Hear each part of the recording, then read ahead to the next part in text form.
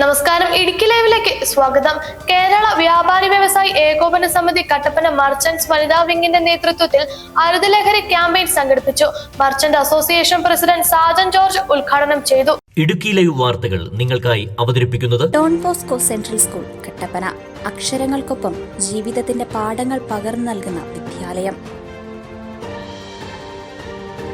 കേരള വ്യാപാരി വ്യവസായി ഏകോപന സമിതി കട്ടപ്പന മർച്ചന്റ്സ് വനിതാ വിങ്ങിന്റെ നേതൃത്വത്തിലാണ് ക്യാമ്പയിൻ സംഘടിപ്പിച്ചത്.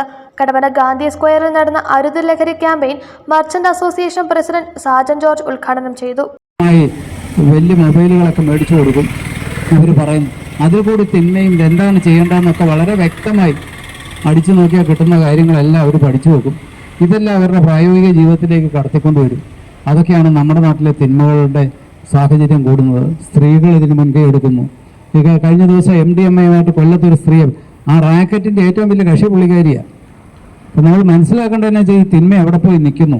ഇതിൻ്റെയൊക്കെ ബേസിക് കാര്യങ്ങൾ മക്കളെ വനിതാ ദിനമാണ്, വനിതകളാണ്. നിങ്ങളൊരു കാര്യം മനസ്സിലാക്കുക, നിങ്ങളുടെ പിള്ളേരെ തിന്മയില്ലാത്ത സാഹചര്യത്തിൽ വളർത്തി അവരെ നിങ്ങളോട് ചേർത്ത് പിടിച്ചാൽ, പ്രത്യേകിച്ച് ആണുങ്ങളെ ചേർത്ത് പിടിച്ചുകൊണ്ടുപോയാൽ ഉറപ്പായിട്ടും അവർ വഴി തെറ്റുകയില്ല. അവർ നിങ്ങളെ വിട്ട് വേറെ ജീവിതത്തിലേക്ക് പോകാത്ത സാഹചര്യത്തിലേക്ക് അവരെ നിങ്ങൾ വളർത്തിയെടുക്കണം. ഞാൻ കൂടുതലായി ഒന്നും പറയുന്നില്ല. ഈ പരിപാടി ഇവിടെ ആസൂത്രണം ചെയ്യാൻ വനിതാ വിങ്ങിനോടൊപ്പം മുൻകൈ എടുത്ത ഇതിൻ്റെ ജനറൽ സെക്രട്ടറി ശ്രീ ജോഷി കുട്ടടയും പ്രത്യേകം അഭിനന്ദിക്കുന്നു. എക്സൈസ് ഇൻസ്പെക്ടർ അബ്ദുൾ സലാം ലഹരി വിരുദ്ധ സന്ദേശം നൽകി. നമ്മൾ എത്ര വലിയ പാണ്ഡിത്യമുള്ളവരാണെങ്കിലും, എത്ര വലിയ കുടുംബ മഹിമയുള്ളവരാണെങ്കിലും,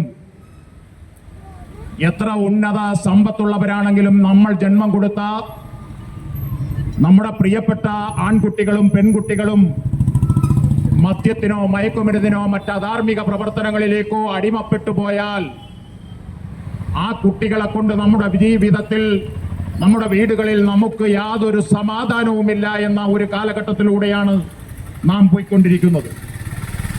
പ്രിയപ്പെട്ടവരെ, പെൺകുട്ടികളെപ്പോലും വിശ്വസിക്കാൻ കഴിയാത്ത കാലഘട്ടം. 19, 17, 21 വയസ്സുള്ള പെൺകുട്ടികളെ ഉൾപ്പെടെ പീരിമേട്ടിലും തൊടുപുഴയിലുമൊക്കെ എക്സൈസും പോലീസും പിടിക്കപ്പെടുമ്പോൾ വാവിട്ട് നിലവിളിക്കുന്ന നിലവിളികൾ നമ്മൾ സോഷ്യൽ മീഡിയയിലൂടെ കണ്ടതാണ്.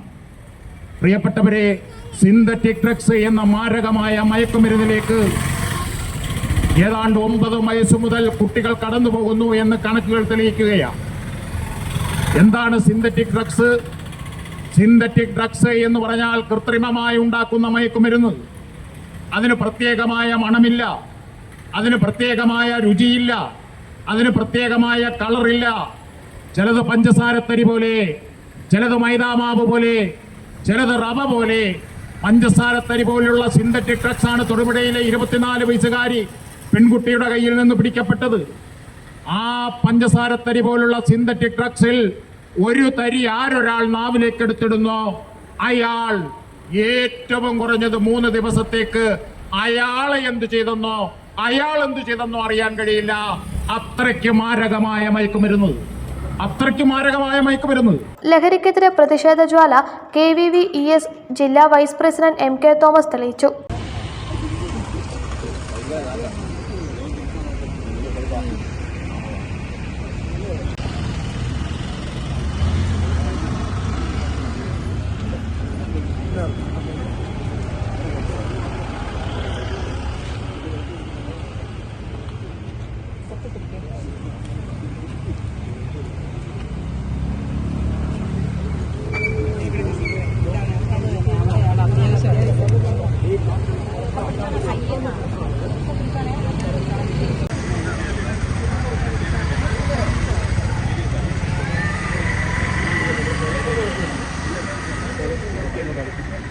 വനിതാ വിങ്ങിന്റെ പ്രസിഡന്റ് ആഗ്നസ് ജോസ് അധ്യക്ഷത വഹിച്ചു.